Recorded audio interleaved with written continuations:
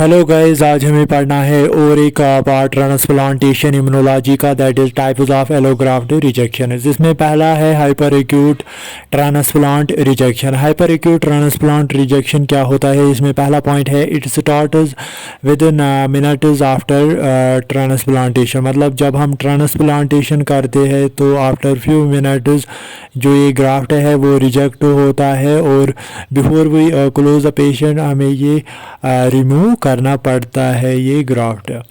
मतलब ये after few minutes हमें पता चलता है रिजेक्शन हुआ है। दूसरा पॉइंट है टाइप 2 हाइपर सेंसिटिविटी रिएक्शन। मतलब इसमें कौन सी रिएक्शन इन्वॉल्व है? टाइप 2 हाइपर सेंसिटिविटी रिएक्शन, ये हम आगे डिटेल में पढ़ेंगे। तीसरा पॉइंट है, it is due to pre formed antibodies present in host which bind to graft. मतलब इसका जो काज है वो है प्री फॉर्म्ड एंटीबॉडीज़ प्रेजेंट होती है होस्ट में, जो बाइंड करते हैं किससे? ग्राफ्ट से, और उसको डिग्रेड करते हैं।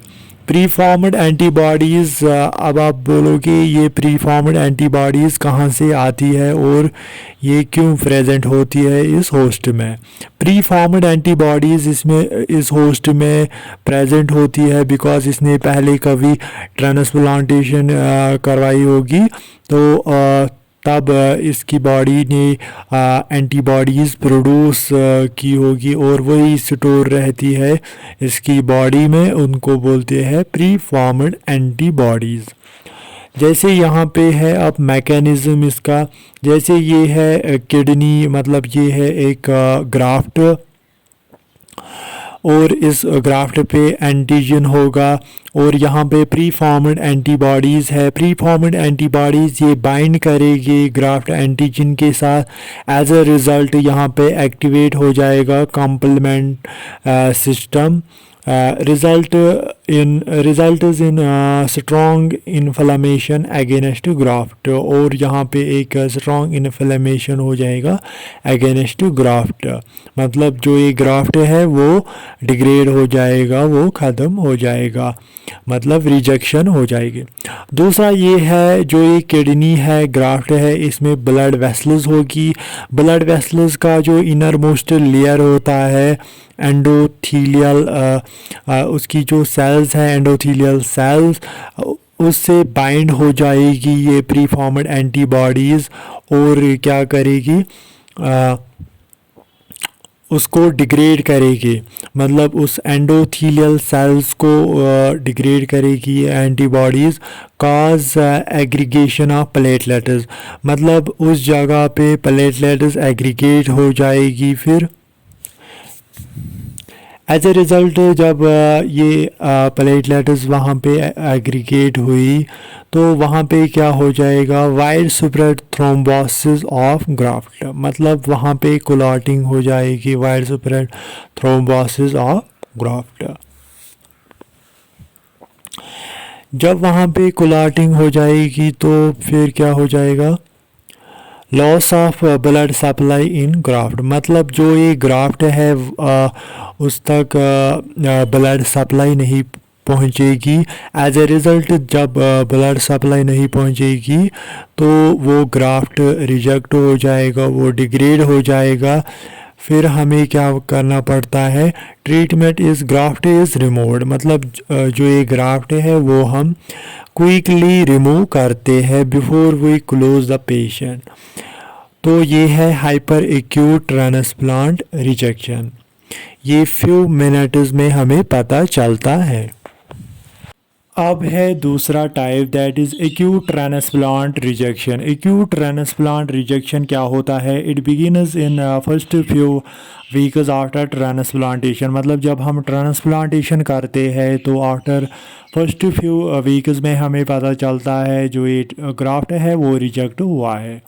दूसरा पॉइंट है इसमें मैकेनिज़्म क्या है? इसमें cytotoxic T cell mediated mechanism होता है। तीसरा पॉइंट है hyper sensitivity 2 and hyper sensitivity 4 involve है इसमें। अब है मैकेनिज़्म, हम समझेंगे यहाँ पे मैकेनिज़्म। जैसे ये किडनी है, यहाँ पे ग्राफ्ट हमने लिया और इस पे एंटीजन प्रेजेंट होगा, किस पे? मेजर हिस्टो कंपैटिबिलिटी कम्प्लेक्स पे एंटीजन प्रेजेंट होगा और यहाँ पे डायरेक्ट मैकेनिज़्म होता है। डायरेक्ट मैकेनिज़्म का मतलब है जब ग्राफ्ट की एंटीजन प्रेजेंटिंग सेल वही प्रोसेस करेगी और प्रेजेंट करेगी एंटीजन को in front of TH helper cells of host. मतलब यहाँ पे टीएच हेल्पर सेल्स की जो एंटीजन प्रेजेंटिंग सेल्स है उनका कोई भी रोल नहीं है, बल्कि यहाँ पे ग्राफ्ट की एंटीजन प्रेजेंटिंग सेल्स वही प्रेजेंट करती है एंटीजन को। जब वो प्रेजेंट करेगी एंटीजन को in front of TH helper cells of host, TH helper cells क्या हो जाएगी, ये एक्टिवेट हो जाएगी। जब ये एक्टिवेट हो जाएगी तो ये प्रोड्यूस करेगी साइटोटॉक्सिन, मतलब साइटोटॉक्सिन टी सेल्स ये प्रोड्यूस करेगी।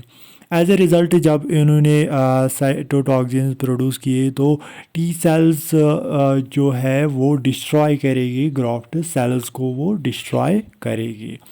दूसरा चीज़ क्या करेगी, ये जो ये टीएच हेल्पर सेल्स है ये प्रोड्यूस करते हैं साइटोकाइनेस। साइटोकाइनेस एक्टिवेट करते हैं बी सेल्स को। बी सेल्स प्रोड्यूस करती है एंटीबॉडीज़। जब बी सेल्स ने एंटीबॉडीज़ प्रोड्यूस की तो वो डिस्ट्रॉय करेगी इस ग्राफ्ट को, ग्राफ्ट सेल्स को वो डिस्ट्रॉय करेगी, मतलब एंटीजन को वो डिग्रेड करेगी। और यहाँ पे ह्यूमोरल इम्यून रेस्पॉन्स भी इनिशिएट होगा। तो इसमें क्या होता है, direct mechanism.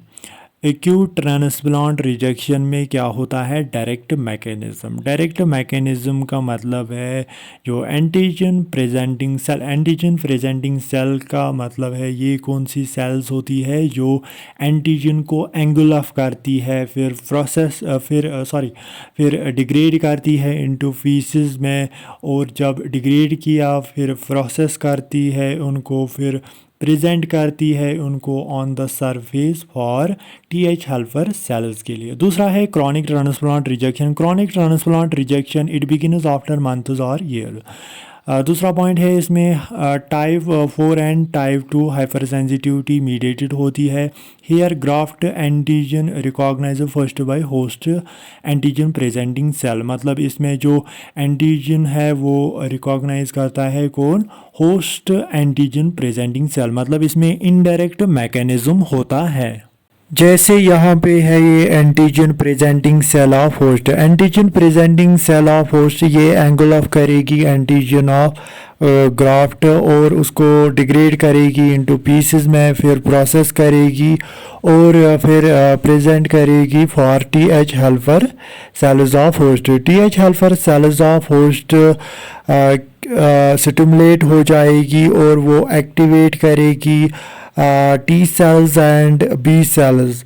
T cells produce करेगी cytotoxins and B cells produce करेगी एंटीबॉडीज, विच रिजल्ट इससे क्या हो जाएगा, ट्रिगर हो जाएगा ग्रेडुअल इम्यून रिस्पांस, मतलब यहाँ पे एक इम्यून रिस्पांस जनरेट हो जाएगा विच डैमेजेस द ट्रांसप्लांटेड ऑर्गन, मतलब जो ये ट्रांसप्लांटेड ऑर्गन है वो डैमेज हो जाएगा, वो डिग्रेड हो जाएगा। तो ये है इनडायरेक्ट मैकेनिज्म, मतलब इसमें होस्ट की एंटीजन प्रेजेंटिंग सेल वही प्रेजेंट करती है antigen for TH helper cells of host.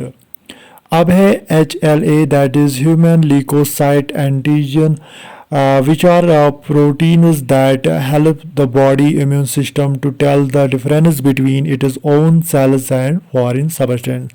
ये कुछ प्रोटीन्स होते हैं इम्यून सिस्टम में जो बताते हैं difference between its own cells and foreign substances कौन है।